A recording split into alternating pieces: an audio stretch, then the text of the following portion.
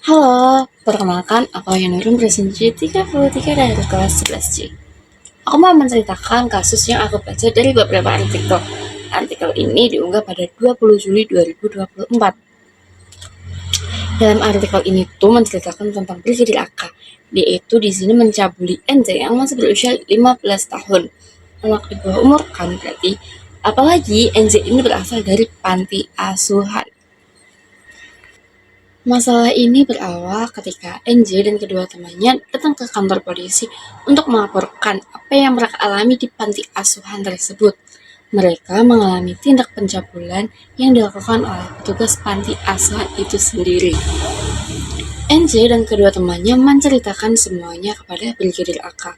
Setelah mendengar semua cerita dari NJ, Brigadir AK mengajak NJ ke dalam ruangan yang berbeda dari kedua temannya. Adanya kasus ini dianggap sebagai bukti perspektif penegakan hukum terhadap kekerasan seksual belum merasuk ke dalam hati nurani dan sudut pandang sejumlah penegak hukum. Maka, Polri harus segera berbenah dengan memastikan ketersediaan dan kapasitas sumber daya manusia penegak hukum untuk memahami hak anak dan segala regulasi yang terkait. KPO, Satuan Reserse Kriminal Polres Belitung, Inspektur Polisi 2 Wahyu Nugroho mengatakan, kejadian kekerasan seksual di markas Polsek Tanjung Pandan telah dilaporkan ke Polres pada 10 Juli 2024. Awal kejadian, korban bersama dua temannya melaporkan seseorang bernama Benny atas dugaan kekerasan seksual yang dilakukan di panti asuhan ke Polsek Tanjung Pandan. Ketika di kantor Polsek, korban menceritakan peristiwa yang dialaminya kepada Brigadir AK. Kemudian pelaku mengajak korban ke dalam sebuah ruangan yang dikunci dari dalam, sedangkan dua teman korban tidak ikut ke sana.